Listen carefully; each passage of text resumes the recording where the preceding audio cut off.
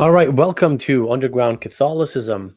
I am your host again, Elijah Yossi, and we have another episode in store for you today. We're continuing our Papal Infallibility series where we're refuting Eastern Orthodox polemical apologist Petrus. And today we're going to be looking at the Patristics. So welcome everyone. Let's see who we got here. We got John, we got Kyle, we got LJ, Vincentius, we got James. We got some quite a few people on here. Let me mute this so there's no echo. Yeah, it's not soda, it's sparkling water. Sparkling water. I think Haley, or I don't know how you say your name, but we got Haley, and I sometimes my daughter won't go to sleep unless I put her to sleep. So I was supposed to start this at 9:30 Eastern time. Ended up starting it now at 10:35. So anybody who was waiting, my apologies there. But I did have some family matters to attend to. It's a toddler. She's like 20 months old, and she's very attached to me. So it's great. And at the same time, she seems to be extra attached at the worst times. Anyway, so I wanted to go through, first of all, we're going to do a little review of the first two episodes. If you haven't watched the first two episodes, I highly recommend you do that. That's where I laid the foundation of what papal infallibility is, what the church teaches. Papal infallibility. So, what Petrus does in his video that we played in the first episode, and we're going to play a little bit of it here in this third episode.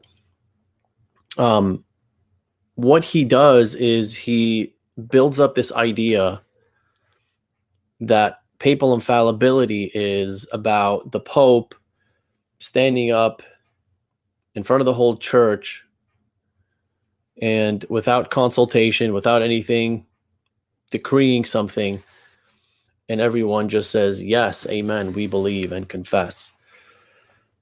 And he leaves it there, right? I mean, there is a little bit of truth to that, but if you don't get the full context of that, you're not going to understand what papal infallibility is. And if you want to understand what it is, you got to go watch the first two episodes.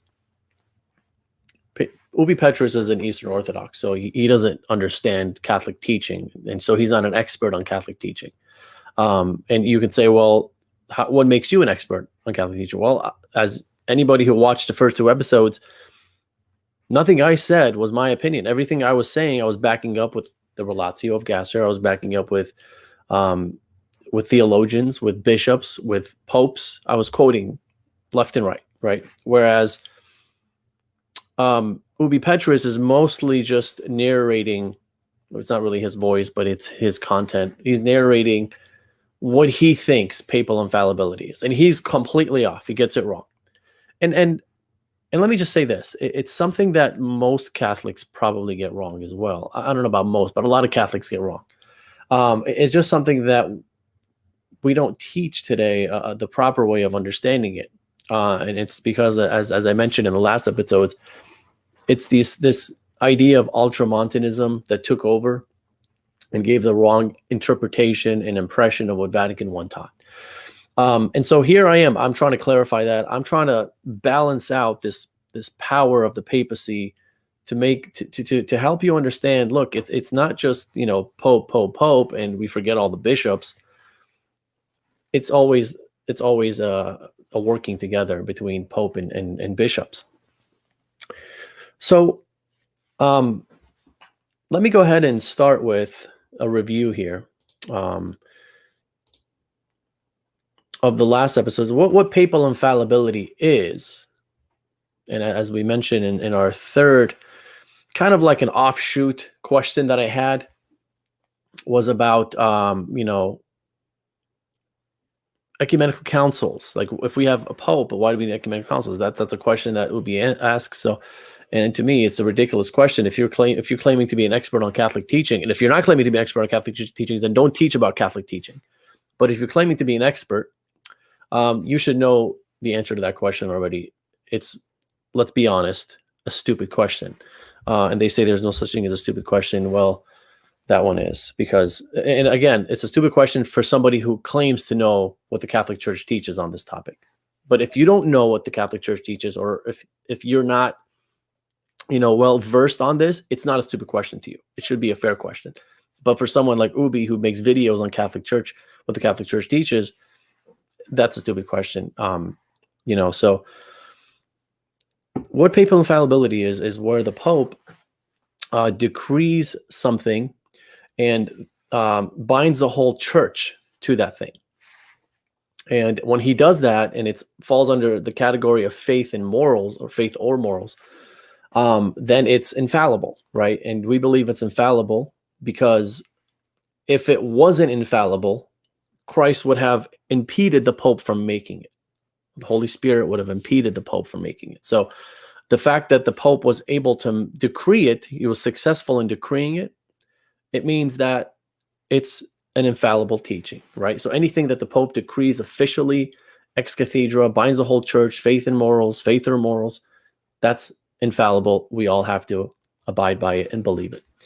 And it's a negative gift, meaning that the Pope isn't led, and now we're getting into what papal infallibility isn't. So it isn't that where the Pope is led into a certain truth.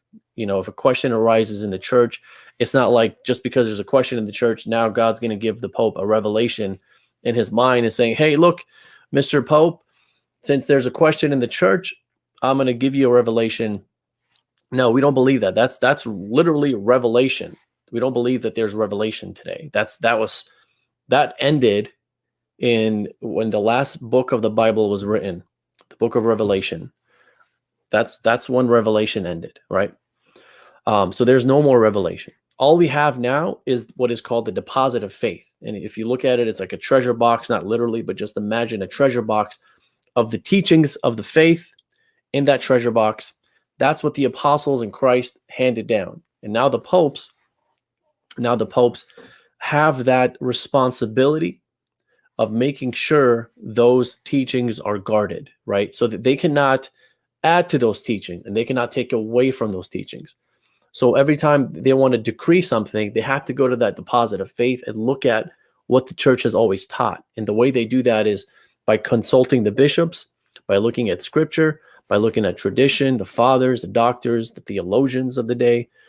They use all the means that is necessary. That is a moral obligation they have, meaning if they don't look at everything that is within their reach, I guess, then it's a morally sinful thing for them to try to decree something without looking at what the church teaches, because they can only decree what the church has always believed. So this is a summary. A lot of this is repeat. If you watch the first two episodes. So what papal infallibility isn't it's not a revelation. It's what is called a divine assistance, where God is assisting the Pope. And the way he does is he uses the church in means of assisting the Pope to come to that understanding of what the church has always taught. Okay, so it's coming to an understanding, not so much a revelation. So that's a huge difference. And so we talked a lot about what Vatican I meant when it says that the Pope's decrees are infallible and irreformable, not from the consent of the church, in and of themselves, and not from the consent of the church. And so the whole idea of not from the consent of the church, Ubi takes that idea and says, well, the Catholic Church teaches that the Pope doesn't need the consent of the church. He can decree, and we all have to believe it. That's the straw man he's building up. And then he's going to the Council of Chalcedon and the backgrounds of that and saying, that's not how it worked. And therefore, you can't use this whole period of time with Pope Leo to back up your beliefs. he's basically building up a straw man and then tearing it down. Well, I'm sorry, that's not what we believe. We don't believe that the Pope is going to stand up and decree something without looking at the consent of the church, and that he thinks that's what not from the consent of the church means. Now, he did in his dialogue he did with Swan Sona, which I highly recommend you check out Swan Sona's channel. Just Google or YouTube Swan Sona, and you'll see he has a great channel, and he defends the papacy a lot using scripture. I've never seen anybody do it as good as Swan. So he's great. And I'll be on his show, I think on May 8th. I'll have to check on that, but I'll be on his show in the future to talk about the Relatio. And God willing, I'll have him on my show where he can go through and discuss the papacy and the scriptures. I think that would be very fun. But in the dialogue between Swan and Ubi, you can kind of see that Ubi doesn't go as far as he did in his video that I'm about to play, and the video that we're refuting on that channel, on that dialogue with Swan. He kind of toned it down a little bit. So, hopefully he's learning. Hopefully he's learning. Obviously, he would never admit that he's learning from me, but whoever he's learning from, I'm happy to hear. I'm happy to hear that. So not from the consent does not mean the Pope does not need the consent of the church, because the consent of the church has to be behind every papal decree, because the Pope can only decree something that the church has always taught. And consent here does not mean permission, it means agreement. What he's about to decree has to be something that the church agrees with in the sense of the teaching. If the church doesn't agree with it, then it's not a right teaching, right? Because we can't say that the Pope can be the only Orthodox bishop in the church. That would be nonsense, right? Because the episcopate is also a divine institution, and so it can't come a day where the episcopate, all the bishops in the world except for the Pope, all fall into heresy. And I see Alan and Sermon here. Appreciate you two being here. Always nice to have you all here.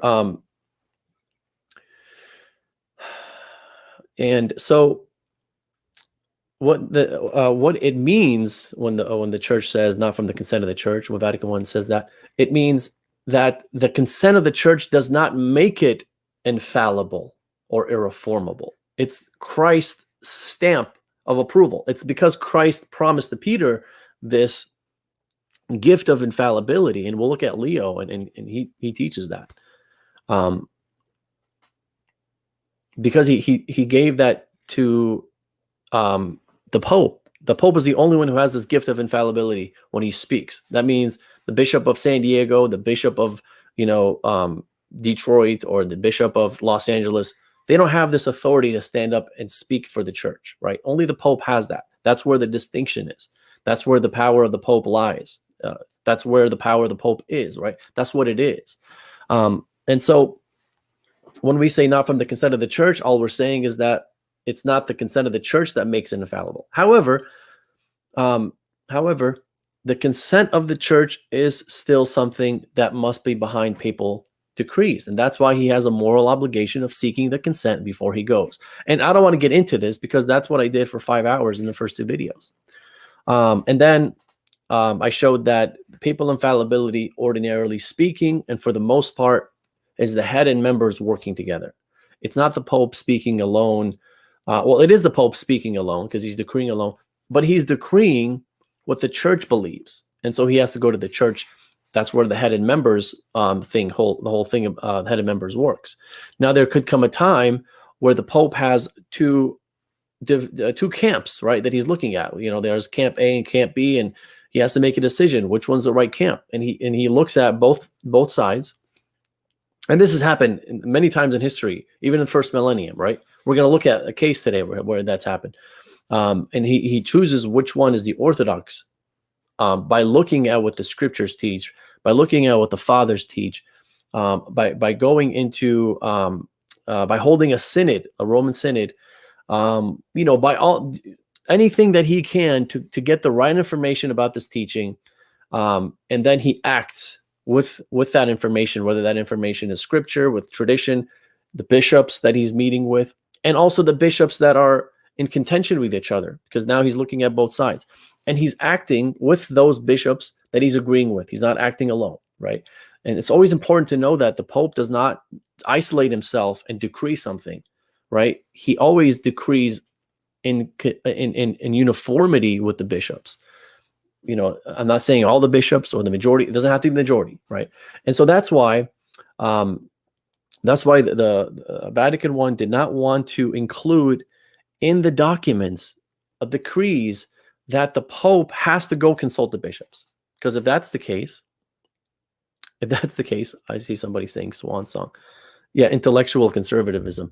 That's the channel of Swan Sona. Thank you. And I don't know if I'm saying your name right, but Haley, or Holly, because it's Hallelujah or something like that. It's very clever. But anyway, you know, the Pope, he's not going to have this absolute necessity of seeking the advice of the bishops, because there come a time where they could be completely split, and now he has to make a decision.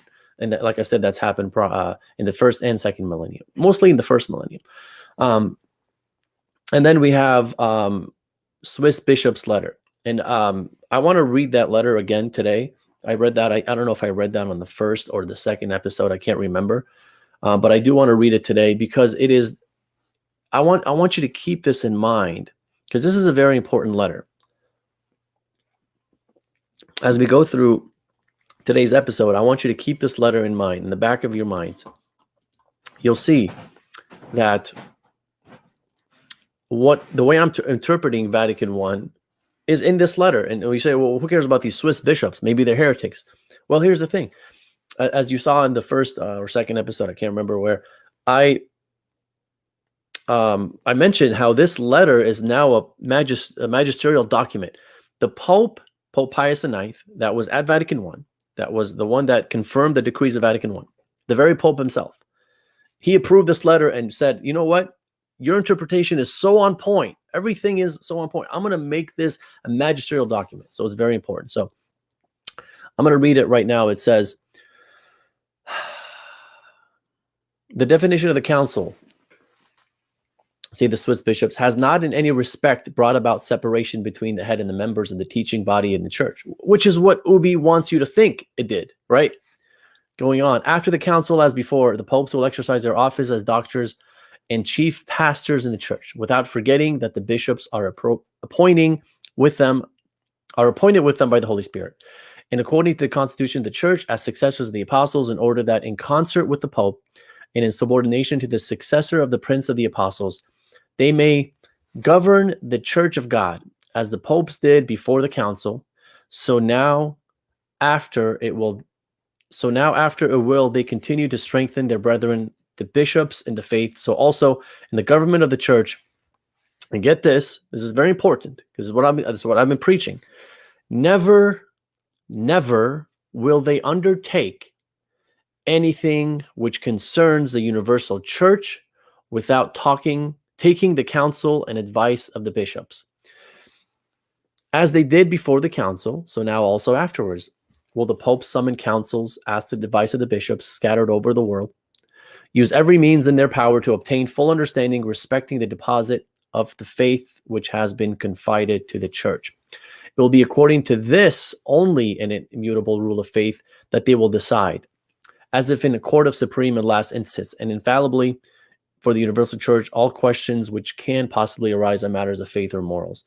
Nevertheless, adds the Swiss bishops, even when the popes use all possible means to obtain profound knowledge of the question of the faith which is under consideration, as the duties of their office require, that's a necessity, that is something that is required of them, yet is it not this purely human knowledge, however complete it may be, but it is the assistance of the Holy Spirit, that is to say, it is special grace of his state peculiar to himself, which gives the Pope the indubitable assurance of infallibility, and which guarantees to all the faithful with an absolute certainty that the definitions of faith of the supreme teaching authority of the Pope are exempt from error. So in other words, yes, the Pope has this moral obligation to go seek the consent of the church, the consent and hold summon councils or get to take the advice of the bishops, poll them however he wants to do it, to see what they think about this question at hand, right? Because he has that, just because he has that moral obligation doesn't mean that consent is what makes infallible. It's what the assistance of the Holy Spirit does, right? That's what he's saying. And this is why Pope Pius said amen to this, because he's saying this whole idea of not from the consent of the church, this is what it means. If you want to know what it means, it's right here in front of you, right? It's right here. And so that's what we have to prove as Catholics. We have to take this and show it from the early church. We don't have to take Ubi's interpretation of Vatican I and show it from the early church. I don't have to go into history and show where the Pope stands up in front of everyone, says, "Hey, listen up, everybody. Here's how it's going to work," right? Like Dwight Schrute from The Office. He's not.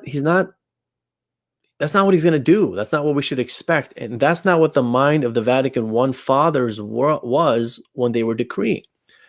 And so I want you to keep this in the back of your minds as we go through what we're about to do today. And what we're going to do today is we're going to look at Pope Leo the Great's ecclesiology. Because there's this idea in this East and West battle of the papacy of like what it really means.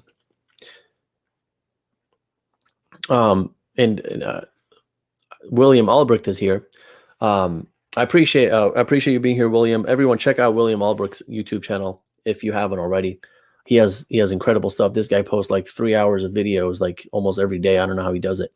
It takes me like 2-3 weeks to post something. He's incredible. So Pope Leo the Great, right? So East and West, you have the East saying, well, hey, look, the East never accepted this idea of papacy the way you think, right? The way you think, you Catholics. Well, it's not just the East that matter here, right? Well, what about the West? What about the early popes? Are they not important? They're your own saints if you're Eastern Orthodox. If you're Eastern Orthodox, those early popes like Pope Leo the Great, that is your man. That is your guy. You canonized him. That means he's Orthodox. And so we're going to look at his teachings because we want to balance out this whole contention of apologetics between East and West, where it's not just what did the East accept? Well, hold on one second. Let's pause that for a second, and let's look at what the West claimed first. Because if the West is claiming this, the popes are claiming this, then you can't just dismiss it as if it's a novelty. You have to at least question, hey, maybe what the popes are claiming in the first 10 centuries of the church, that's when we were in union together, 10, 11 centuries, something around there. I mean, I know it's complicated. What the popes were claiming, you got to take that into consideration as a possible apostolic teaching. Just because the East, as you claim, and it's a claim, did not always accept that authority from the Pope, doesn't automatically mean that the Pope did not have the authority. It would be like saying the atheists don't think the Bible has an authority, so therefore the Bible is not an authority. That's a ridiculous argument. We have to look at both sides from the early church. And today, I'm going to look at Pope Leo the Great's ecclesiology because the video that Ubi made on papal infallibility is heavily about the Council of Chalcedon and Pope Leo the Great, and the way that his tome was received by the church and all that stuff. Now, I'm not going to get into all of that. I don't have time because I have a lot of stuff, and this is probably going to be minimum probably an hour show, and it's already been a half an hour almost. I'm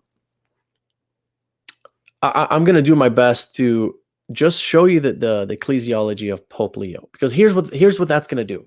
I've shown you Vatican I, what it teaches. I'm going to show you Pope Leo the Great, what his ecclesiology is, how it agrees with Vatican I. And that suffices to tear down the straw man, or tear down Ubi Petrus's idea of what we believe. In his whole video, this whole video becomes pointless, because the first 14 minutes of his video, 14 and a half minutes, are about what Vatican I teaches. And then the rest of the video is about showing how what Vatican I teaches is false, because it didn't play out in church history in his example. Now, his video is longer because he makes half of it available for free, and the other half you have to pay him money to get the rest of it on his Patreon. So now I've listened to the whole thing. I do have, I won't name who it is, but I do have somebody who sends me the videos, and I listen to them. I've probably listened to that one like 3 or 4 times, right? But I'm not gonna make that content available to you that is in his Patreon, out of respect, because that's in his Patreon. I don't want to mess with that, so I'm not gonna make that available.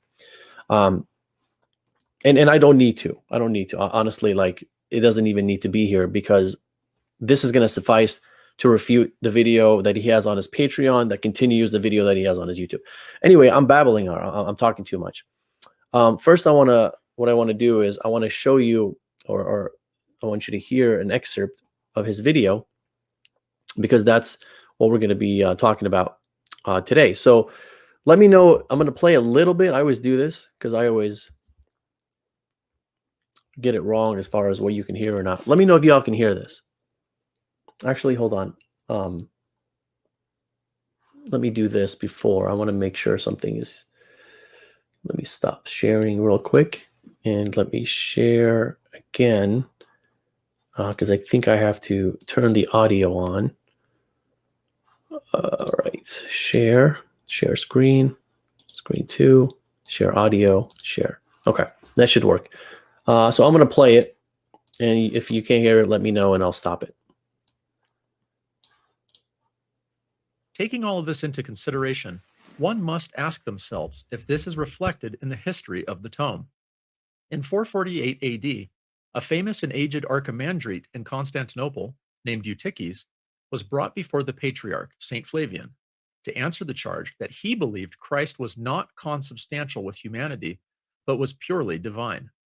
Eutyches, possibly going senile, strangely insisted that Christ was indeed consubstantial with his mother, and that his mother was indeed consubstantial with us, but that Christ was somehow not consubstantial with the rest of humanity. He was deposed and immediately appealed to all of the major sees in Christendom, including Rome. Pope St. Leo, receiving the letter of Eutyches, letter 21 in the collection of St. Leo, wrote to St. Flavian, the Patriarch of Constantinople, requesting a dossier containing the details of the trial and commenting that Eutyches was probably suffering from old age. Now, per the canons of the Council of Sardica in 343, a deposed cleric could appeal to the Pope, and the Pope could determine whether or not that cleric deserved a retrial, but the retrial had to be composed of the bishops of a territory bordering that of the deposed clerics. In some cases, judges from Rome could join those bishops, but the role of the Pope was not as an appeals court at this point, but simply as a review court. It decided whether or not one could even receive a retrial. Hearing that Eutyches...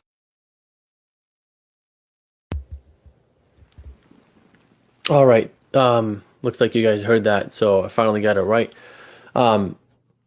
And so here's what he's saying as far as there was a council, there's a synod held, and let me bring this up here. There was a synod held in the 4th century called the Council of Sardica, and in that council, and he lays it out here. It basically made Rome a court of appeals, right? So anybody has issues, anybody has any issues, you go to Rome, and Rome, whatever Rome decides, solves it. But what he is interpreting that council to say is not that Rome solves the problem. Not yet. He says, no, at that time, it wasn't that Rome solves problems, but it makes sure it puts other bishops that responsibility to solve that problem. So not that Rome is doing it herself, is that other bishops are doing it for Rome, that Rome assigns. Like, hey, listen to these bishops here. Whatever they decide, that's what you have to do. And he says, sometimes Rome can send her own bishops if she wanted to, but it's not so much the Pope doing the decision making. That's what he's saying. And sometimes that did happen. Sometimes that's true. Because that's the way it's supposed to be done. For the most part, it's not like Rome is. It's not supposed to be. Rome takes all the responsibilities of the church, right? It's not supposed to be that Rome takes all the responsibility of the church, because the whole church works together, and so sometimes Rome assigns other bishops to take that responsibility, and that's why we have cardinals today. That's the point of cardinals, which is fine. So it's okay, right? But he's saying that it's like an absolute thing, like where the Rome was not given that prerogative to decide matters. Well, let's take a look at Pope Leo's interpretation of Sardica. Now, Pope Leo calls Sardica Nicaea, because in Rome, Sardica and Nicaea was the first ecumenical council. Those canons and decrees were put together, and so some of the popes thought that the Sardician canons were Nicene as well. Now it's not, so keep that in mind as we read. Well, look, oh man, oh yeah, here we go. As we read, oh wait, I think I opened the wrong one. There we go. That was the last one. Of course, I have to have difficulties here. Let me see. Sorry, guys. Let's view this one. 16. This is the one. And it doesn't want to open. So let me try opening it here. Let me see. Here we go. Okay, so I'm going to go ahead and start with Leo. Man, it's not that one. Still, it's not that one. I may have saved over it. Whoops.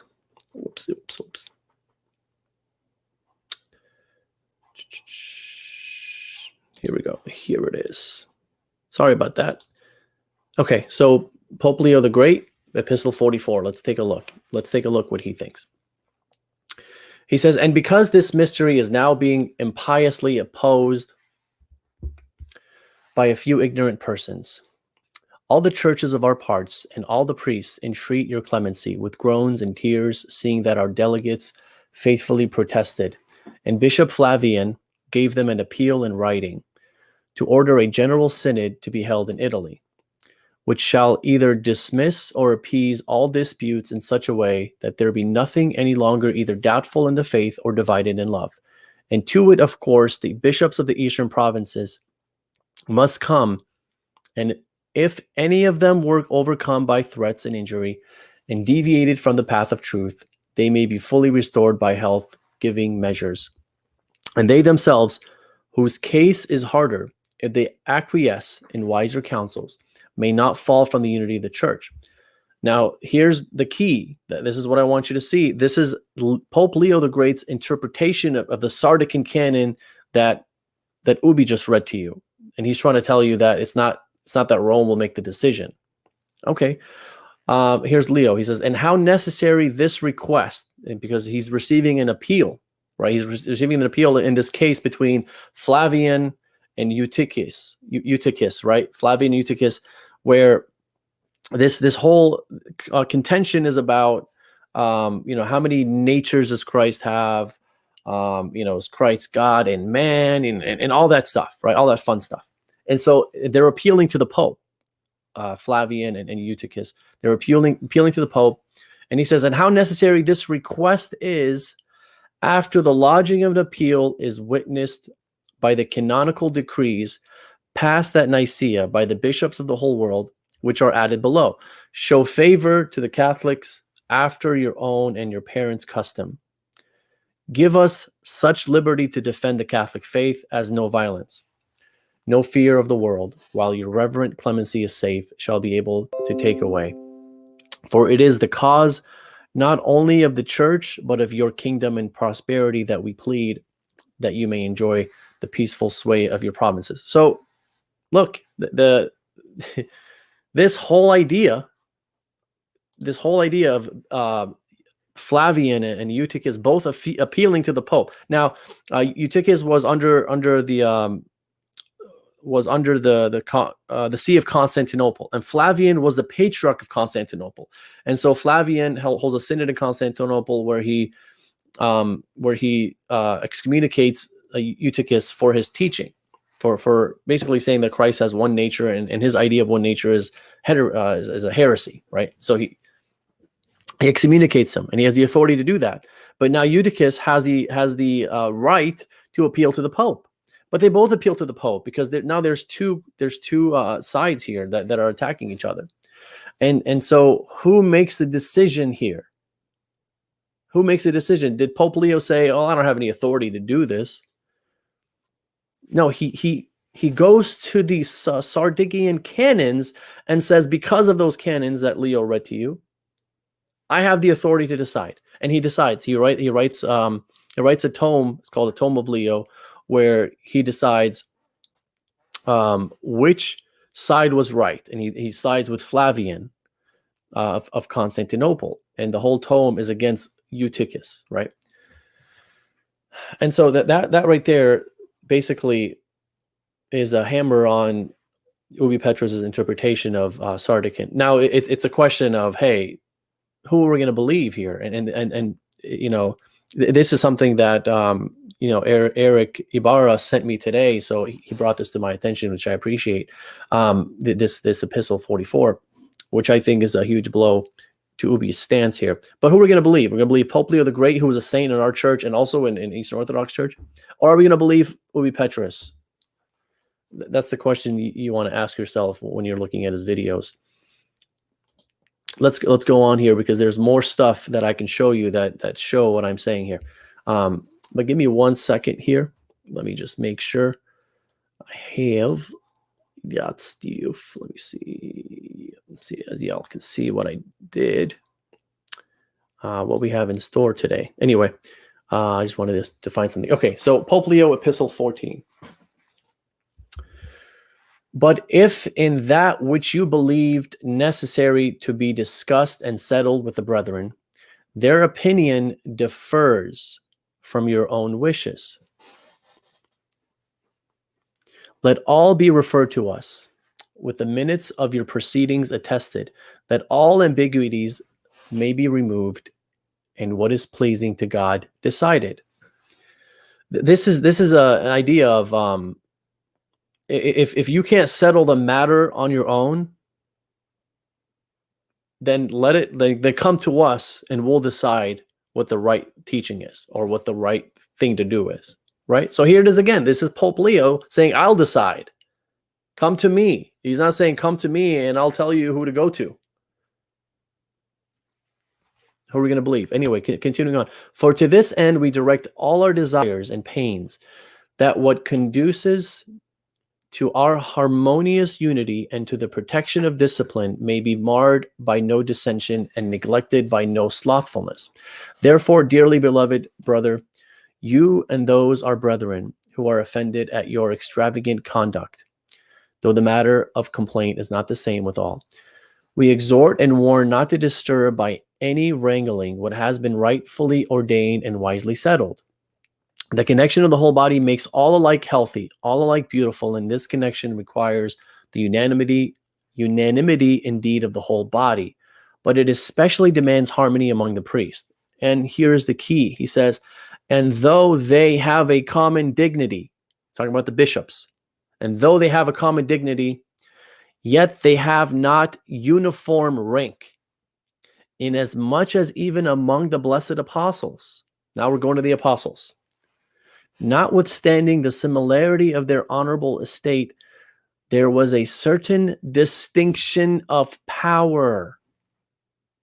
And while the election of them all was equal, the election was equal, yet it was given to one to take the lead of the rest, from which model has arisen a distinction between bishops also. In other words, he's saying that the bishops are all equal in dignity, they're all equal in election. However, there is still a distinction in rank and power. Why? Because even with the apostles, there was a distinction of rank and power. How? Because Peter was the head, and his power is distinct from the rest. So what? He applies that idea to himself, saying, I am Peter, the head of the church, and I have the most power because I am Peter. Not literally, but I'm the successor of Peter in Rome, right? It's not just the successor of Peter in Alexandria and Antioch, which is also a Petrine, both are Petrine sees. But Pope Leo believes that there's only one head. Not only him, a lot of the fathers before him believed that there was only one head in the church. A lot of popes believe that, right? And it's common sense. It's one head. You can't have three heads and say they're all equal. That defeats the whole purpose of what the fathers taught, that there is one among them that is the head of the church or the head of the apostles, so that divisions don't arise. That's the whole point of Peter being head, so that you don't have divisions, right? So if now you have two sides. Now you look to Peter, and Peter decides which side is right. That's what it is. Anyway, continuing on, he says, and by an important ordinance, it has been provided that everyone should not claim everything for himself, but that there should be in each province one whose opinion should have the priority among the brethren. And again, that certain whose appointment is in the greater cities should undertake a fuller responsibility, through whom the care of the universal church should converge towards Peter's one seat. He's talking about himself. And nothing anywhere should be separated from its head. Let not him then who knows he has been set over certain others take it ill that someone has been set over him, but let him himself render the obedience which he demands of them. And as he does not wish to bear a heavy load of baggage, so let him not dare to place on another's shoulder a weight that is insupportable. Now let's be fair here to Ubi. Ubi believes this idea of a distinction of power. Ubi believes that Rome was the head of the church, right? And he's not. And when I look at his videos and read his blogs, he's not very far off from what I describe papal infallibility to be. I'll be honest. He just has the wrong idea of it. He thinks that what he's describing is not it. Like what he's trying to defend, for the most part, it's almost what papal infallibility is. Not completely, but he's like very close to being there, right? He would never admit that. But to be fair, this is not this whole idea of distinction and ranking of power. This is not a refutation of Ubi's article or Ubi's video. What is the first line where he's talking about, if you have issues, you come to us and I'll decide, right? And Pope Leo can decide for himself. Now he can assign other bishops if he want to, but he doesn't have to. He's the head of the church. Who's going to tell him no? No, I'm sorry, you can't decide for yourself. You gotta point that responsibility to somebody else. That's not how it works. That's an option, but that's not an absolute necessity for him to do that. I hope I'm making sense. I hope I'm making sense here. Let's go to letter 10, verse 1. And this is going to be a lot of reading. And if you don't like reading, this isn't the show for you. But we have to show Pope Leo's ecclesiology here. And that's what's going to refute the video.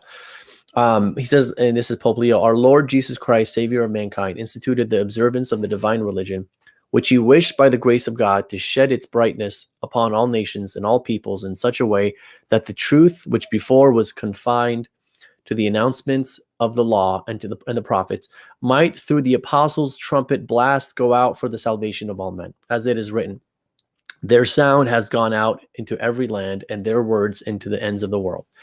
But this mysterious function the Lord wished to be indeed the concern of all the apostles. So all the apostles have this responsibility, but in such a way that he has placed the principal charge on the blessed Peter, chief of all the apostles, and from him, as from the head, wishes his gifts to flow to all the body, so that anyone who dares to secede from Peter's solid rock may understand that he has no part or lot in the divine mystery. So in other words, to stop there, wherever Peter is, and who's Peter? It's the Bishop of Rome, according to Pope Leo. Wherever Peter is, that's where the church is going to be. So that's how you find the church. It's where the Bishop of Rome is. This is Leo. This is an Eastern Orthodox saint.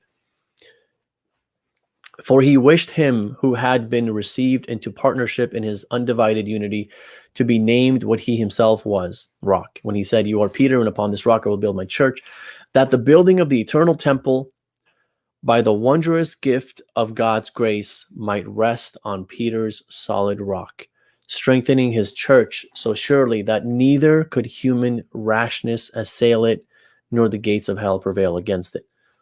That's what Vatican I taught. This is what Vatican I taught. And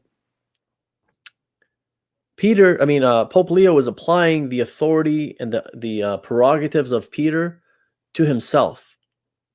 Now, he's not saying that he's the only Peter in the church, but he is the fullness of Peter in the church, meaning that like the way that Peter was the head of all the apostles, and they look to him wherever Peter is, that's where the church is, because he says that no one who dares to secede from Peter's solid rock may understand that he has no part or lot in the divine mystery, right? So if you're not with Peter, you're not with the church.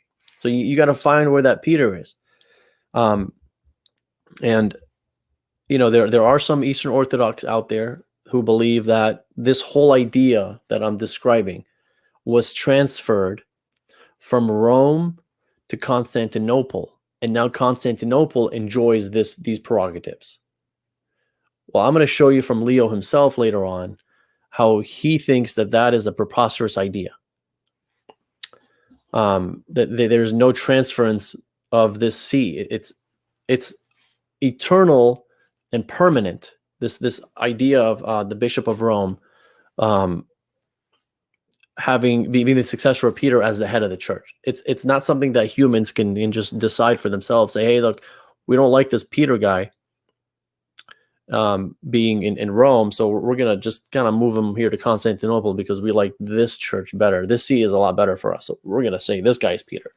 I'm sorry, that's not how it works. Why? Because what this whole idea of Peter being in Rome or Rome having this headship, it's a divine institution. What does that mean? It means Christ is the one who established it. Who are you to say, Christ, you established this See of Rome? Well, I'm sorry, we're going to get rid of it, and we're going to take that and put it in Constantinople. It's a divine institution. It's supposed to be continuous. And that's how we as laymen are supposed to know where the true church is. We look to Peter. We look to see where the Pope is. That's the way we know where the church is, right? Where's the Pope? That is where the church is. That's what Pope Leo says. So if you're gonna clown us for thinking that, you should clown your own saints for thinking that, right? So we're gonna move on here, and this is a continuation of that, what we just read. So, and he says, but with the approval, as we believe, of God, and retaining towards you the fullness of our love, which the apostolic see always, as you remember, expends upon you, holy brethren, we are striving to correct these things by mature counsel, and to share with you the task of setting your churches in order, not by innovations, but by restoration of the old, that we may persevere in the accustomed state which our fathers handed down to us, and pleased our God, and please our God through the ministry of a good work by removing the scandals of disturbances. And so we would have you recollect, brethren, as we do, that the apostolic see, such is the reverence in which it is held, has times out of number been referred to and consulted by the priest of your province, as well as others, and in the various matters of appeal, as the old usage demanded, it has reversed or confirmed decisions. And in this way, the unity, the spirit, and the bond of peace. Why am I being so loud here? Because go back to what Ubi was saying. It wasn't a court of appeal, but a court of review, meaning that it's not something that He's talking about like at the time of Sardica, his interpretation of Sardica, that Rome delegates that responsibility to someone. Pope Leo disagrees with that interpretation. He says, we've reversed or confirmed decisions. And he's talking about things that have happened as of old, right? And he says, and has been kept. And by the interchange of letters, our honorable proceedings have promoted a lasting affection, forseeking not our own, but the things of Christ. We have been careful not to do despite to the dignity which God has given both to the churches and their priests. But this path, which with our fathers has been always so well kept to and wisely maintained, Hilary has quitted and is likely to disturb the position and agreement of the priest by his novel arrogance, desiring to subject you to his power in such a way as not to allow himself to be subject to the blessed apostle Peter, claiming for himself the ordinations of all the churches throughout the province of Gaul, and transferring to himself the dignity which is due to a metropolitan priest. He diminishes even the reverence that is paid to the blessed Peter himself with his proud words. For not only was the power of loosing and binding given to Peter before the others, but also to Peter more especially was entrusted the care of feeding the sheep. Yet anyone who holds that the headship must be denied to Peter cannot really diminish his dignity, but is puffed up with the breath of his pride and plunges himself into the lowest depth. So, yeah, I mean, it's a choice between Pope Leo and Ubi, so I think I'll go with Pope Leo.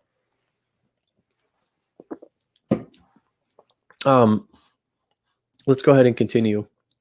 Now, and now we go back to this whole Eutychus idea, right? This whole Eutychus going to the Pope.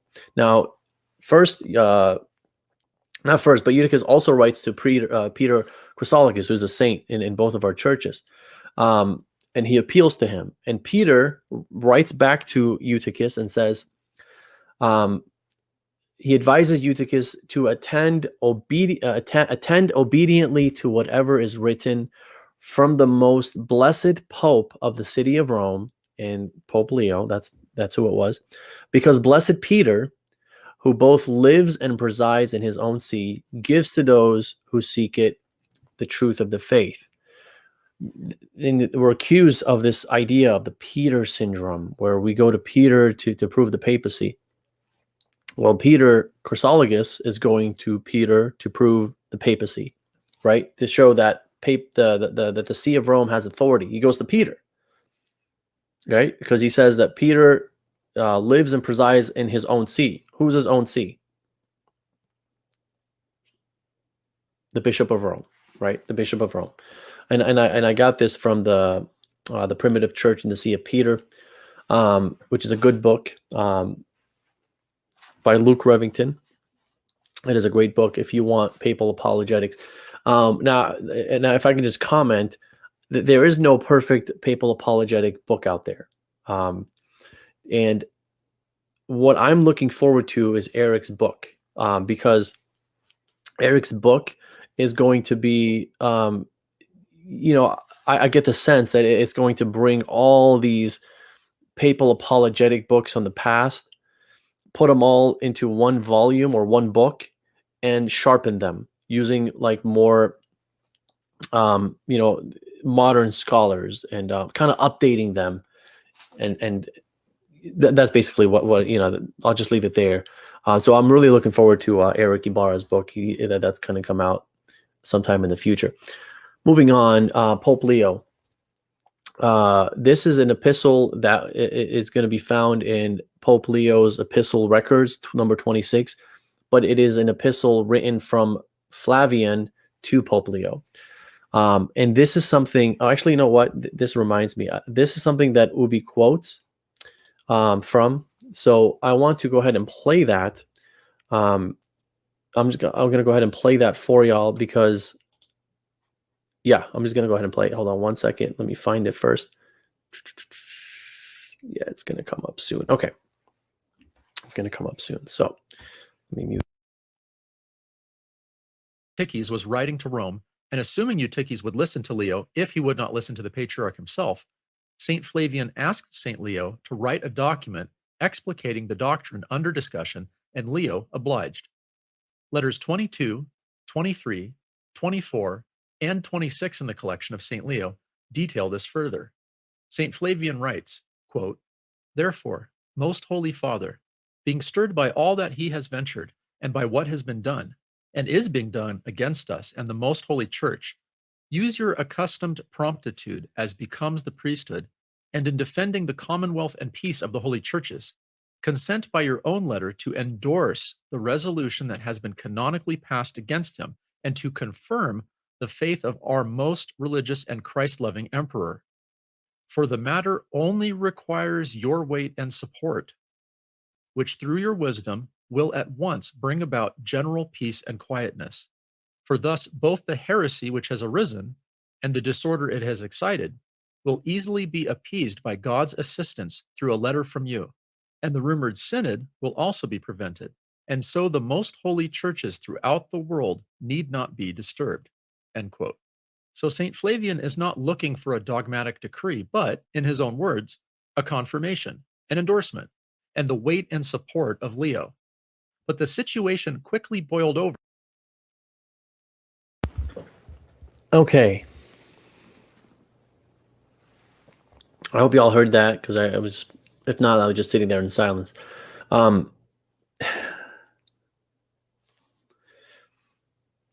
Now, if you're surprised, if you understood his argument, if you're surprised by the ridiculousness of the argument, don't be. This is what we're dealing with. This is what we're. Okay. I'm gonna go ahead and read it, and I'm gonna unpack what he's saying, and how it's not a good refutation of Catholicism, or it's not anything that would be a blow to us, right? So I'm gonna go ahead and pull it up. I have the letter that he quoted, and which is a letter, believe it or not, that Catholics use to show the papacy in the early church, and he uses it against us. That's what he's doing. So let's take a look at it. This is what it says. Therefore, most holy Father, and you know what? I'm not going to read the whole thing, because you just heard it. Basically, Flavian holds a council, a synod, and he excommunicates Eutyches from the church, right? He excommunicates him from the church, and he can do that because Eutyches is under Flavian, because Flavian is the head of Constantinople, so he has a right to do that. And he sends the the decrees or like the decision to Pope Leo, and he says, confirm this for us. For the matter only requires your weight and support. For thus both the heresy which has arisen and the disorder has excited will easily be appeased by God's assistance through a letter from you. So, and Ubi is saying that, that Flavian is not looking for the Pope to write a decree to Flavian, because that's his idea of Vatican I. His idea of Vatican I is, hey, everyone go to the Pope, and the Pope will write you the greatest letter of recommendation, and that's just going to be binding on everyone. The Pope is going to write you the decree that you need. That's all you need. You don't need anything else. You just need to go to the Pope. That's what he thinks Vatican I teaches. And so he thinks that a confirmation from the Pope to confirm a synod of Constantinople is against Vatican I. That's exactly what Vatican I thinks should be the way it's supposed to be done, because the head is supposed to confirm the body. The head is supposed to confirm what the body just believed, what it just decreed, and if it doesn't, then it can't go forward. So, in other words, Flavian is looking for a confirmation. Now, where does this idea of confirming the faith come from? Where does that come from? Where is Flavian getting this idea? Flavian is getting this idea from Luke, where Christ tells Peter to confirm his brethren. And we just seen here what Leo thinks about Peter and where the Petrine authority lies today. And so Flavian is writing to Pope Leo to confirm that synod that was held, right? But I don't understand why Flavian would need to do that. Because Flavian, it was the head of that synod of Constantinople. He was the head because he's the Patriarch of Constantinople. So he's the head. So why do you need another head? Because everything, when it involves the Church Universal, it has to go through Rome. It's not Vatican I. That's not something Vatican I just made up. This is in the 5th century, middle 5th century. And Ubi says, and he's quoting from the letter, says, "For the matter only requires your weight and support." It only requires your weight and support. It doesn't require you to write a decree. It doesn't require you to write a decree. It only requires your weight and support. That's Vatican I. That's the Pope confirms the faith. He listens to the church and he looks at the two sides and he says, yeah, you're the one who's right. I agree with you. You're teaching what the church has always taught. I have the authority to declare that. I have the authority to confirm that. No one else has the authority to confirm that for the universal church. And then, to refute what Ubi is saying even further, the very fact, the next bolded part that I have here, this is like exactly what he was basically looking for. Now, it's not a decree, but he says, "For thus both the heresy which has arisen and the disorder it has excited will easily be appeased by God's assistance through a letter from you." Well, there's your decree. You just write a letter and that's all. It's all we need. You can't make this stuff up. Sometimes I read those blogs and I'm just like, my eyes go wide and I'm like, what am I reading here? This is crazy. Like, this is a refutation of our faith. It's a straw man. Anyway, moving forward, Pope Leo, Sermon 3, paragraph 2. Although, therefore, dearly beloved, we be found both weak and slothful in fulfilling the duties of our office, because whatever devoted and vigorous action we desire to do, we are hindered by the frailty of our very condition, yet having the unceasing appropriation of the Almighty and perpetual Priest, who being like us and yet equal with the Father, brought down his Godhead even to things human, and raised his manhood even to things divine, we worthily and piously rejoice over his dispensation, whereby, though he has delegated the care of his sheep to many shepherds, yet he has not himself abandoned the guardianship of his beloved flock.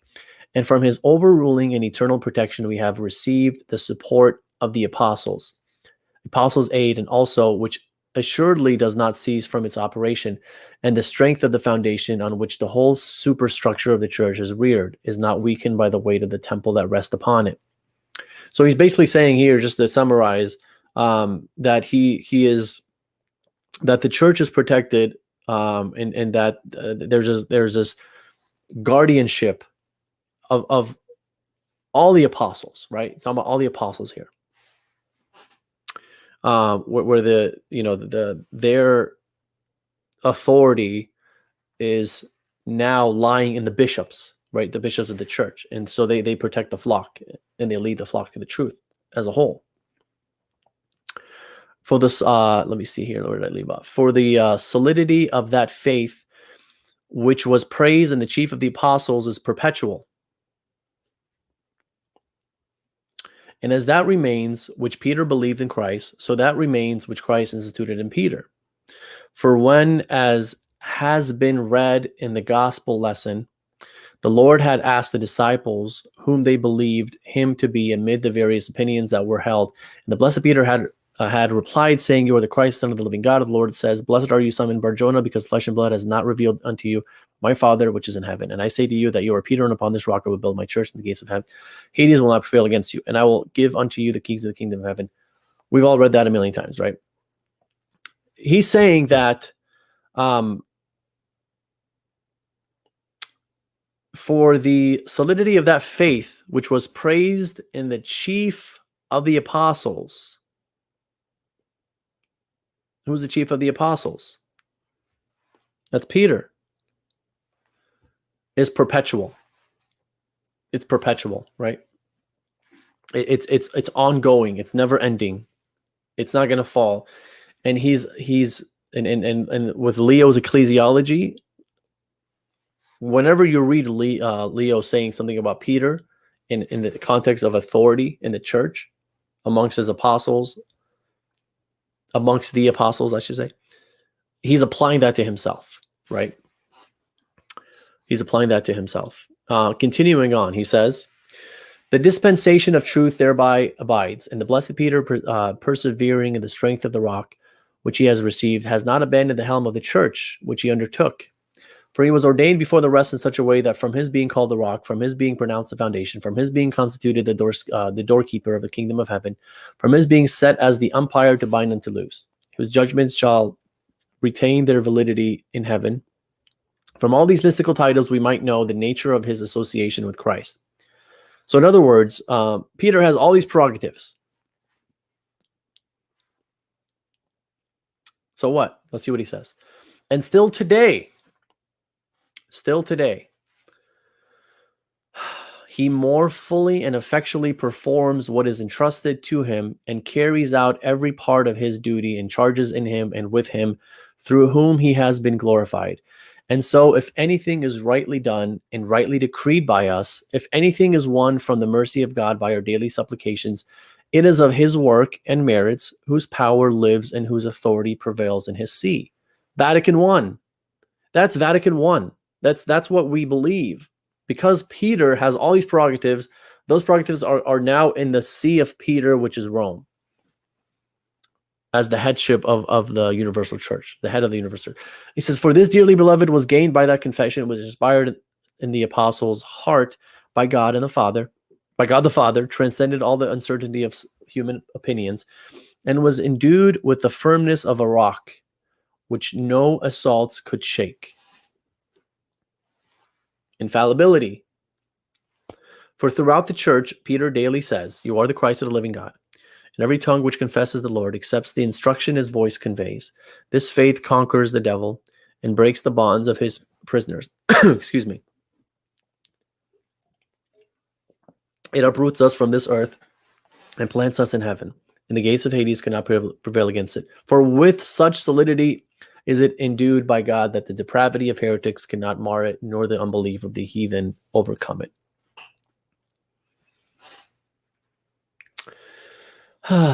Man, I hope y'all are paying attention. I know reading a lot, you kind of tend to zone out, but I'm just reading Pope Leo here. I'm trying to do my best not to, just give you opinions. I'm trying to do my best to show you what this Pope taught, because he's a Pope and a saint in both our traditions, Eastern Orthodox and Catholicism. So this isn't coming from me. I mean, it might as well be coming from me, because this is how I would explain Vatican I. Pope Leo Sermon 5. "In our times when sorrows turn to joy, labors to rest, ascensions to peace, we acknowledge being helped by the merits and prayers of our protector. We experience firsthand in many situations how he presides with salutary advice, he with fair judgments, since the right to bind and to loose remains in our possession. Through the guidance of blessed Peter, and the condemned can be led to penance and the reconciled to pardon." We decide that. You come to us, we decide that. That belongs to us because it belonged to Peter. Now, he would say that there is a Peter in every diocese, right? Every bishop is a Peter. But there is a Peter, and every time you have a bishop that has a responsibility, like a local responsibility. He's a Peter in that local responsibility. And when you have a patriarch who is a Peter in his see, like Flavian, or Saint Cyril of Alexandria, or whoever, right? The patriarch of Antioch. Those are Peters in their own sees, and that's their responsibility, right?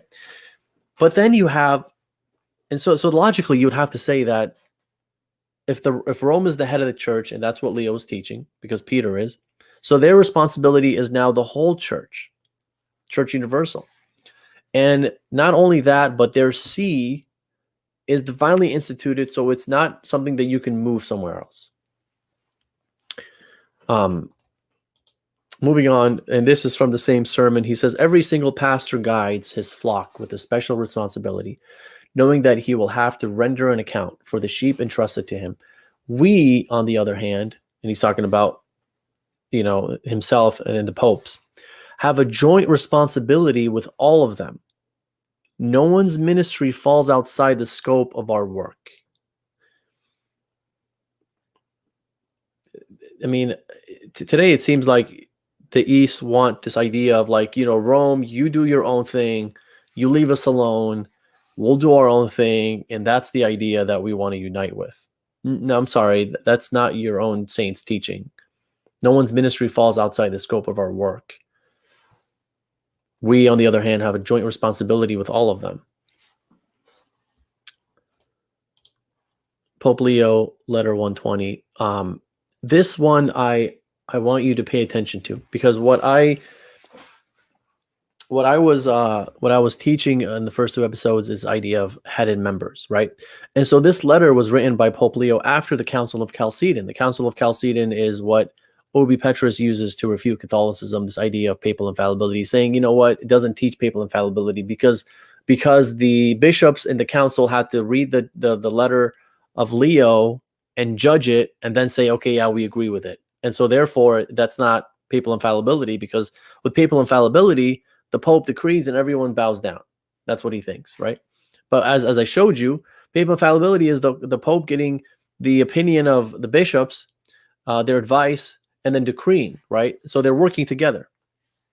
And, I'm not going to say that Chalcedon, I'm not going to say that the Tome of Leo was an ex cathedra or anything.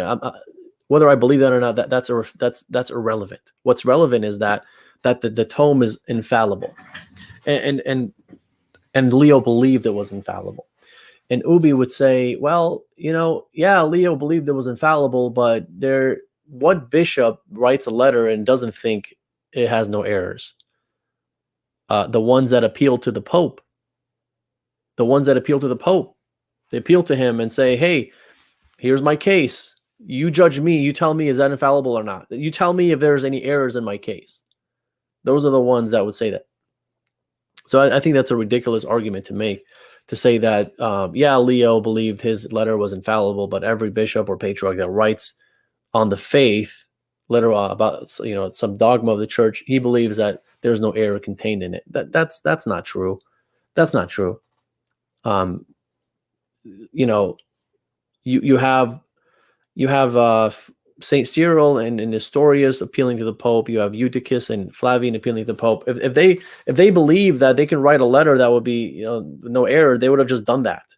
Like, all right, that's all we need. We don't need to go to appeal to anybody.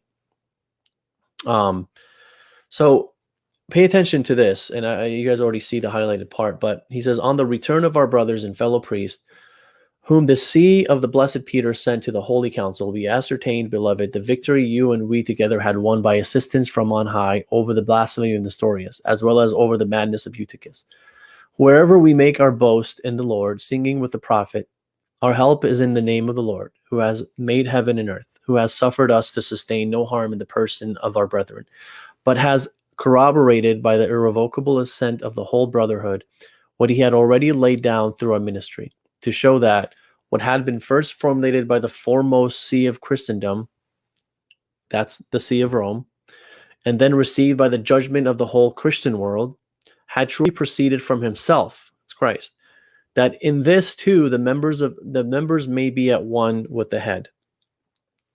And herein our cause for rejoicing grows greater, when we see that the more fiercely the foe assailed Christ's servants, the more did he afflict himself. In other words, so Pope Leo writes this thing called the Tome of Leo that decrees on this idea: how many natures does Christ have? One or two? Eutychus says one, and Flavian, he's teaching that there's two distinct natures.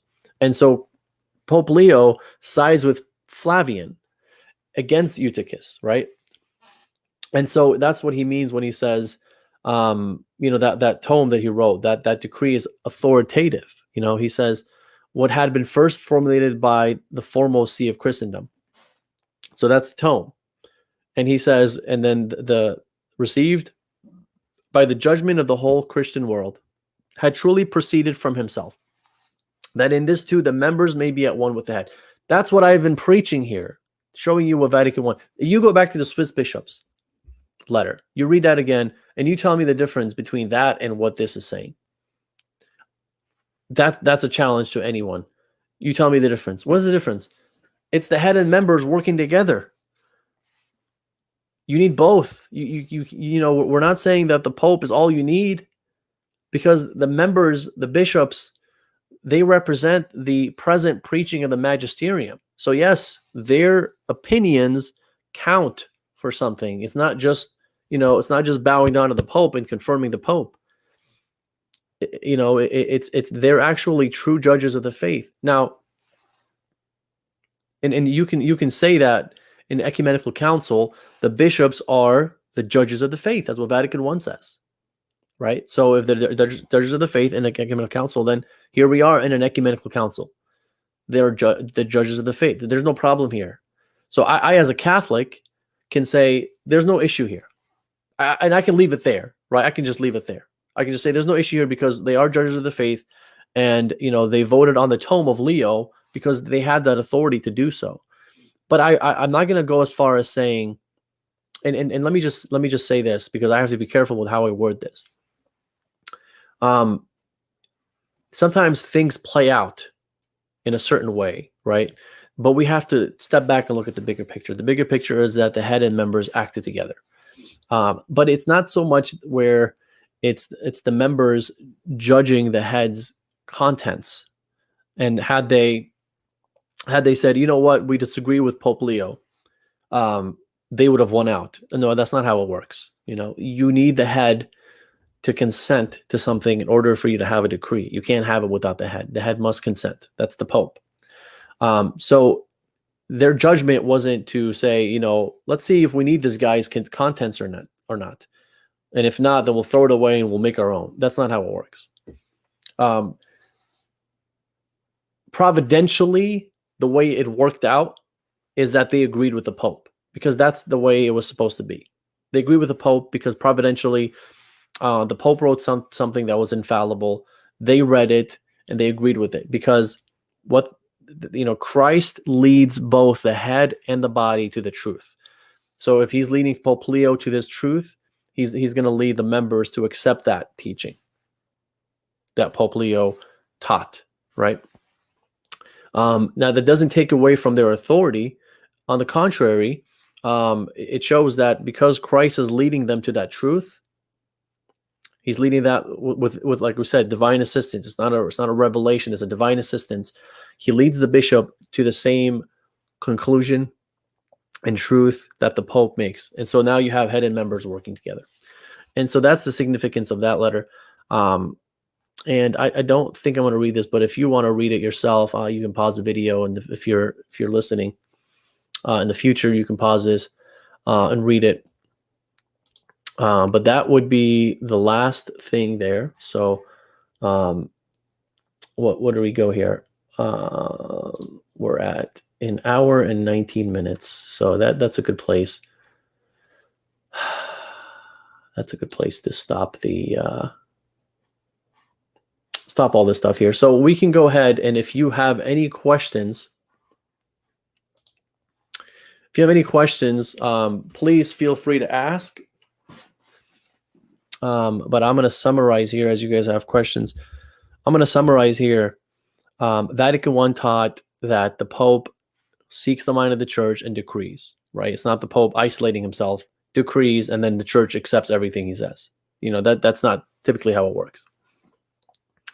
And so here we have the Tome of Leo. The Pope is working in unison with the church, and it's something that the church has decreed together, right? Because Pope Leo decrees it, and the church has accepted it, and the church and the bishops and the lay people have accepted it. And so now you have head and members working together. You'll never have a papal decree where it's just the Pope decreeing something that he thinks and everyone disagrees with him, but everyone has to bow down to it. It's not how it works. They're going to accept it. They're going to accept it because they are led to the same truth that the Pope is divinely instituted, is led to. So I have a question here. What are some good online resources for these? Well, I mean, if you want to check out Eric Ibarra's blog, just Google Eric Ibarra, you'll see his blog. Because you're saying online resources, so I'm assuming you're looking for some blogs and stuff like that. He's a good one to go to. He's a good one to go to.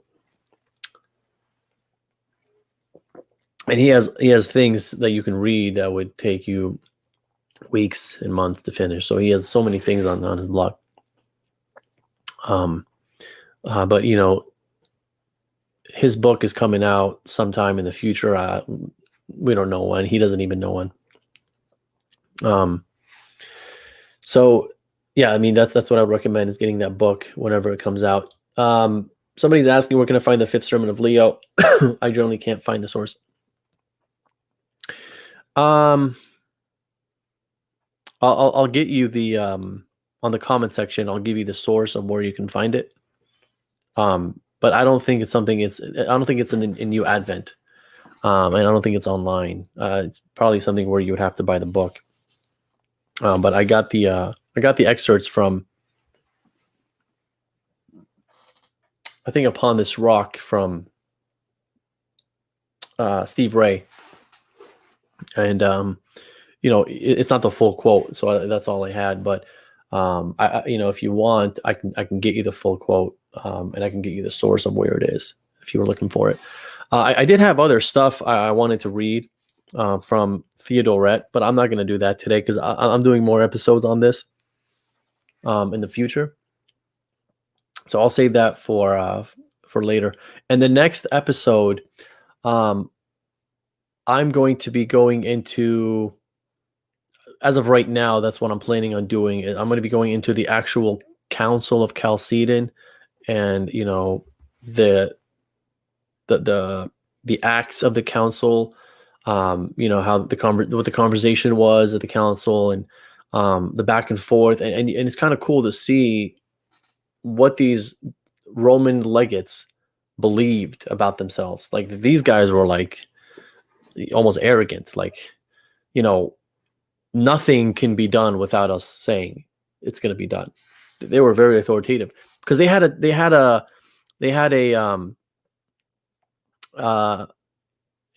task from Leo saying, you're going to take my tome to the council and you're not leaving until everyone accepts it. And if they don't accept it, you leave without approving this council, right? And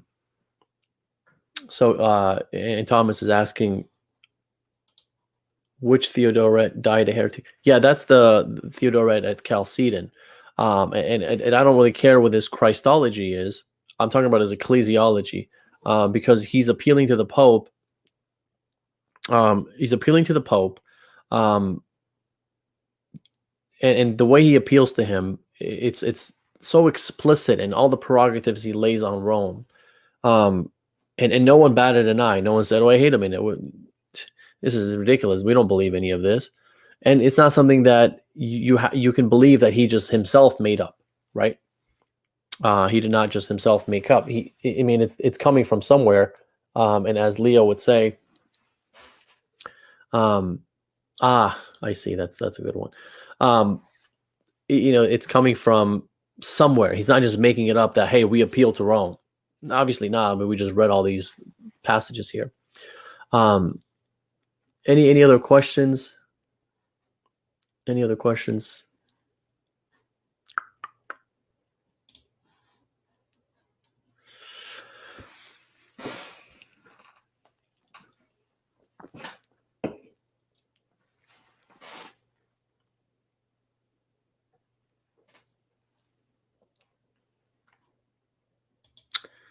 He also appeals to the emperor to attend to prevent people from dissenting. And I'm assuming you're talking about Theodoret. Now, when he appeals, and it's not just the appeal to Rome that I'm talking about. It's the prerogative he lays on Rome. Excuse me. He doesn't lay those prerogatives on him. You know what? Since you brought it up, I think it would be a good time to read it. I appreciate you bringing it up, Paul. Let me go ahead and read what I'm talking about. If I can find it, I should be able to. Oh, it's in this book. Sorry. Looking at the wrong book.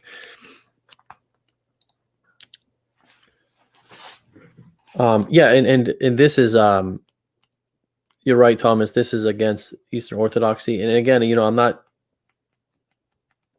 trying to refute Eastern Orthodoxy as much as I am trying to defend Roman Catholicism, right? So we have to distinguish between those two things. Actually, it was in this book. Sorry, guys. Here we go. Okay. He says, and this is Theodoret.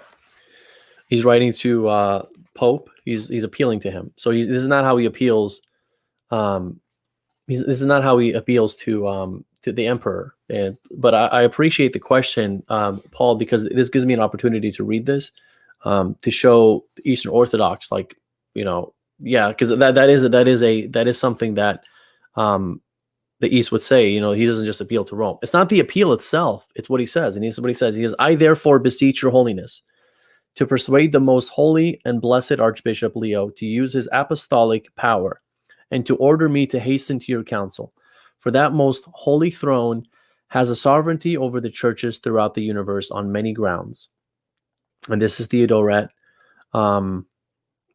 This is on page 333 from Jesus, Peter, and the Keys, if you want to see where the reference is to the quote. And then he says also, "It pertains to you, Pope Leo, to hold the primacy in all things, for your throne is adorned with many prerogatives."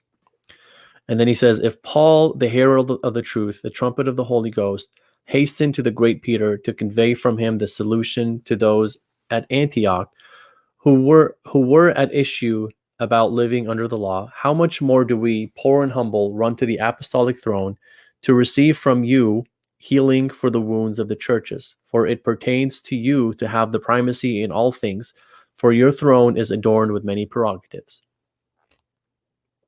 And then he says also, last one, "For that all holy throne has the office of heading the churches of the whole world, for many reasons, and above all others because it has remained free of the communion of heretical taint. It has remained free of the heresy. It has remained free of the communion of heretical taint, and no one holding heterodox sentiments ever sat in it. But it has preserved the apostolic grace unsullied." So basically, the seat of Rome from that time and from the apostles has never fallen into heresy. And that's why we can go to it, and that's why it can give us an answer. Let's see.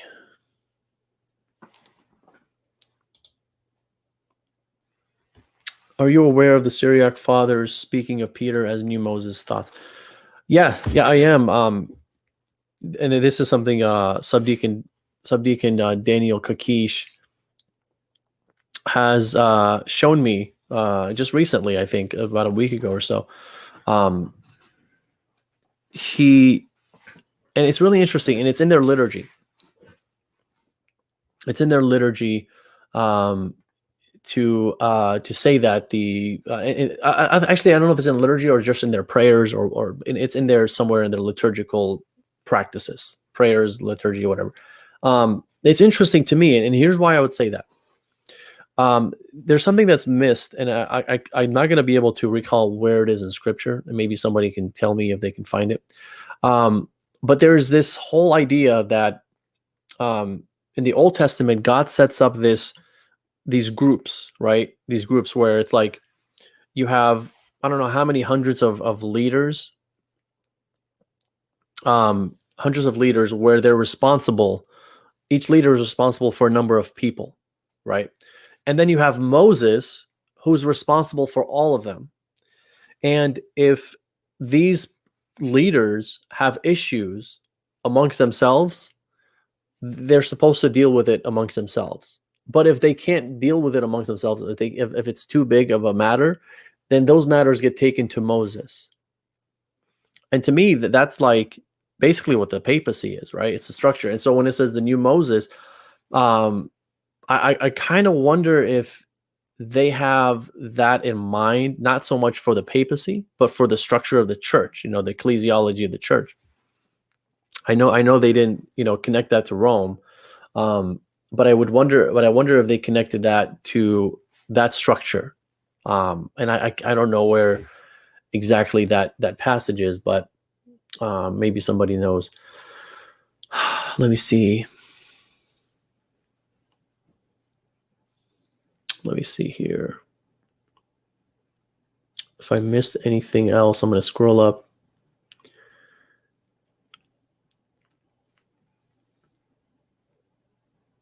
Mm-hmm.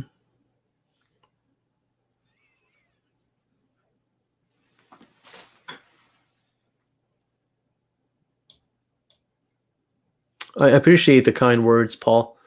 Let me see. Yes, what are the... Sorry, guys. I'm just trying to see if there's any other questions or any comments that I can put up here that would be relevant. Thomas says, Alexandria never fell into heresy, DAP. That's funny. Let me see. And this is... Yes, that's my point, right? That's my point. That's a nice way to summarize it. I mean, I could have said that. I've done like 6.5 hours of video. That summarizes the whole thing. But I'm trying to back up what I'm saying rather than just my opinion the way he does.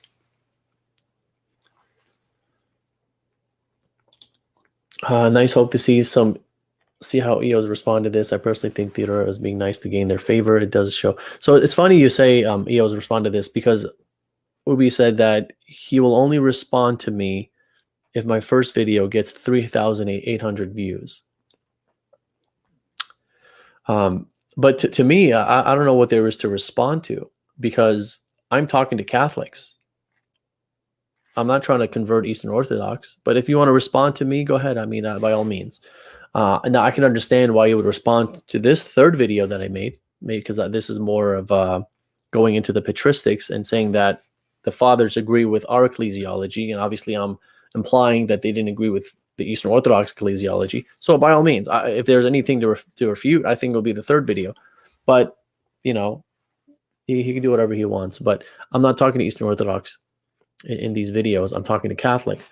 And from what I've received, the feedback I've received has been very positive. A lot of people are telling me, this is stuff I didn't know, and I appreciate it. Now I understand what papal infallibility is. So if he's going to make a response video, what is he trying to do? I mean, is he trying to convert these Catholics to Eastern Orthodox? If that's what you're trying to do, then yeah, sure, go ahead and make a response video. But I don't know if they're going to take your word over the bishops, the popes, theologians, and the scholars that I quoted. So you better have those if you're going to refute what I'm saying. Let me see here. Let me see what else there is.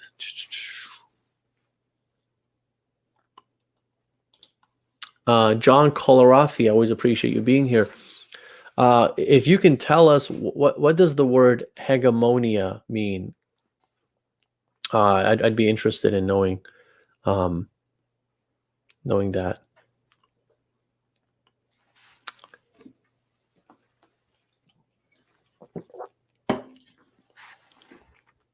It's so funny. Every time I bring up, well, I mean, let me rephrase that. I brought up Theodoret, and I should have known that that was going to cause a side debate here between the OOs and the Catholics.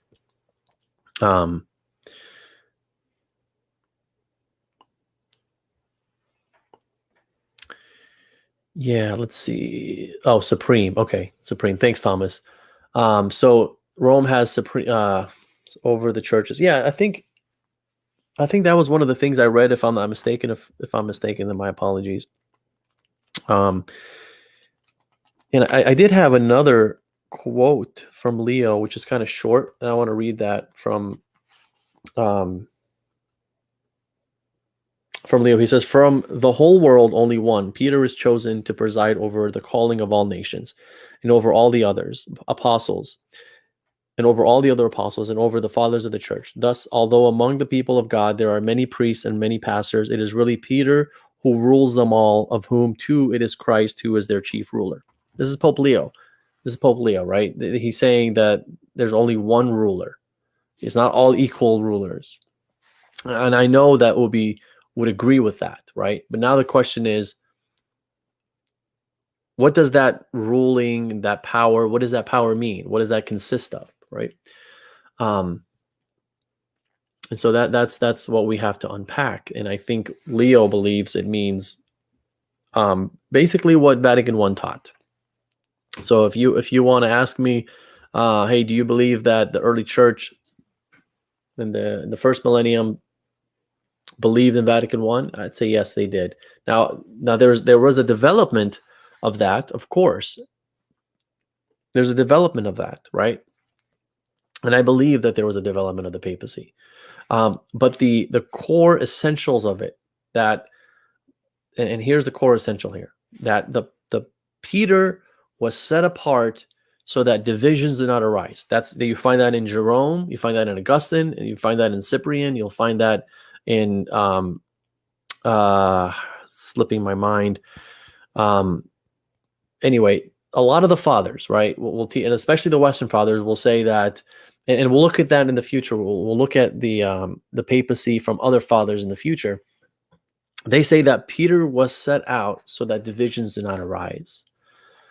So now think about it logically. Let's just think about it, right? Okay, so Peter was set out so the divisions will not arise. And Leo applies that to himself. I am that Peter that you come to me if there are any issues, and I decide what happens. Whether I'm not just going to say I'm going to decide by myself. Usually Leo holds a council or a synod. But let's say he decides with the church, right? What happens? Wherever Leo goes, as far as what Leo believes, that's where the church is. That's where the church is, right? And so that's where the lay people have to follow. And so logically speaking, if Christ is going to establish an ecclesiology, according to the Western fathers, and this is pre-Chalcedon, right? If he's going to establish a ecclesiology, where if you go to the Pope and he makes the decision, then you have to follow that so that divisions don't arise. Then logically speaking, he would give that Pope the gift of infallibility, because if the Pope is not infallible, and when that question arises in the church, if he's not infallible in his decree to answer that, then we would be in danger of being instructed to follow someone who could possibly fall from the faith. That's what that would mean. And you would say that, oh, wait a minute, he's not talking about the Pope, he's talking about Peter. Peter, it's not the Pope. Well, Pope Leo says, I am Peter. The way he functioned, I function. One was chosen among the apostles so that divisions do not arise. Meditate on that. Think about that. Think about how logically that, how can you take that any other way than what Vatican I taught? And I don't want to say that that's a proof text of Vatican I, but just think about how is it possible to think that this structure that Christ placed, that Leo was saying it's in me. How can you say that the popes can fall into heresy when they bind the whole church? That this idea of papal infallibility is false. Well, that means that we're instructed to possibly follow someone who could fall into heresy. So how would we know that, how would we know that the Pope is heretical or orthodox? Are we the ones to judge that, right? Or the only way you can know that is if he successfully decrees something. That means God put a stamp of approval on what the Pope was decreeing, right? And so that's what makes it infallible. I probably don't have many people left here watching, but let's see what else I can answer here. So Trendy Web 1, would you say the Catholic position is that the Pope had this authority and not that he necessarily exercised it or exercised it explicitly? Yeah, he had this authority, and he did exercise it. I mean, that's what. And let me just say this: a lot of times we're looking for things in a rigid manner, like, oh, where did the Pope in the early Church, write a decree and says, by my authority, I decree from my Roman authority, blah blah blah, and I bind the whole Church, and I'm speaking from the chair. It's not like that, right? That's this rigid way of thinking about it. In a sense, this idea of Vatican I, in a sense, it's in what Leo was doing with his tome, right? In a sense, So don't say, don't quote me and say, Elijah thinks that the tome of Leo is ex cathedra. That's not what I'm saying. That's a topic for another day. But in a sense, because the Pope is infallible, when he writes about the faith that he binds the whole Church to, that's going to be the right teaching. Right, that's going to be the right teaching, and that's all we need to. And we can just leave it there, right? We can just leave it there. So yeah, he did exercise that in the early Church, and that's why there was appeals to the Pope in matters of faith. Like that's why Saint Cyril appealed to him, appealed to Celestine, Nestorius appealed to Celestine, because they know that's where you go to kind of test out to see if your teachings are true or not. Not to say that Saint Cyril is looking to be taught by Pope Celestine, because I think Saint Cyril is probably a better theologian in the Christology category than Celestine was. Pope Celestine was he wasn't very much of the theologian, right? But that's more to the Roman point, the Catholic Church point, because even though Saint Cyril was more well versed in Christology, he still went to Pope Celestine and say, "Hey, because you and we'll read those letters in a future episode. We'll read those letters in a future episode, and we'll see what Saint Cyril is saying about when he's writing to the Pope Celestine. He's saying very explicit things. He's saying very explicit things. He says, "We come to you because it has been from a custom of old. That's the way it's supposed to be done." He's not saying, I come to you because, I need to learn from you. No.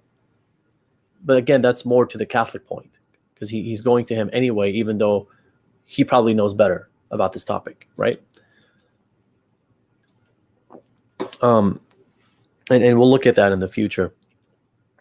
In a future episode, but we'll leave it there for now. And then your second part has exercised explicitly. So here's the thing: imagine you lived in the year 300. There's 300, and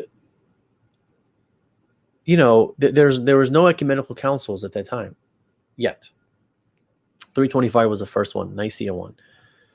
Imagine someone was like, show me an example of where the Church taught this idea of ecumenical councils in the year 300. And you're like, well, I don't have one. Sorry. But just because there is no example doesn't mean that the idea wasn't there, where if the bishops agree on something as a whole, that thing is infallible.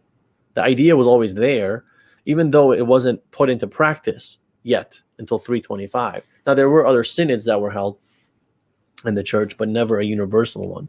Or one that would be called an ecumenical one.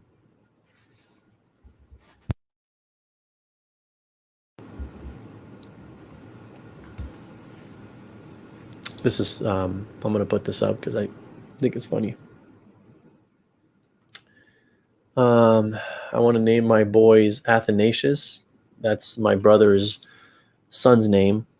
Kyrillos, Dioscorus, and Severios. And then Mina for the next one. Yeah, that's the future of Oriental Orthodox kids. I think they're going to be named those names, all of them. Like, there's no other names. And if not, the kids are going to grow up changing their names to one of those. I kid. I'm just joking, but it's almost like those are the what happened to Kyrillos? That's Cyril. Yeah. Yeah, that's what I would say about that.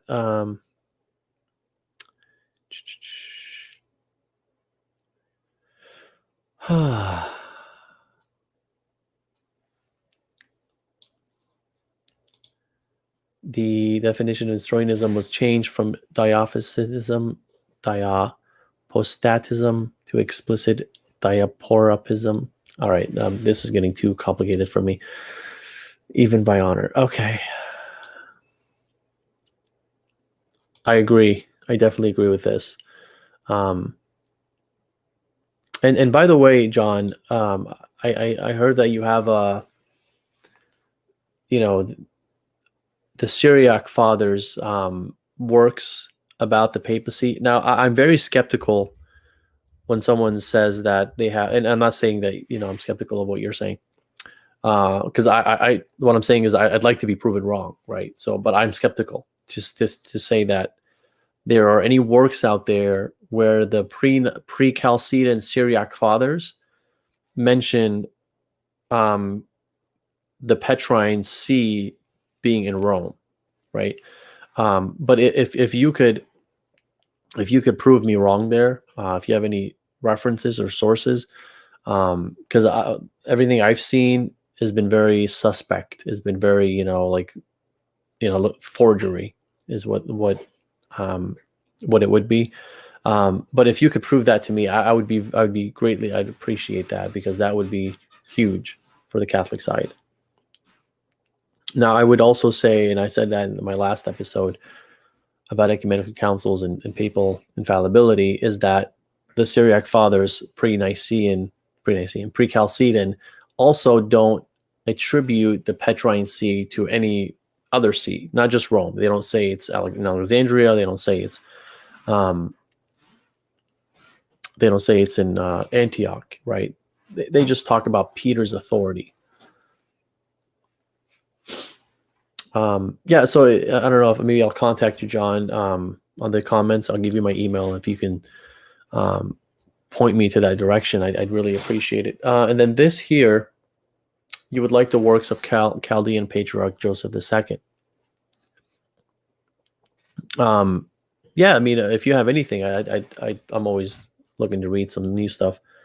What I'm excited about is doing a show on let me see here, on the Acts of the Lateran Synod of 649, because Ubi has a blog about that. And some of those arguments that I read, I just want to just pull my hair. It's almost pulled out all the way, but I mean, he just to give you an example. I mean, I'm going kind of course. There's a saint. His name is Saint Stephen of Dore, and he says that Rome has authority due to its apostolic and canonical. Its authority is apostolic and canonical. In his refutation of that, saying, well, that goes against Vatican I, because Vatican I taught that there is no canon that gave Rome its authority.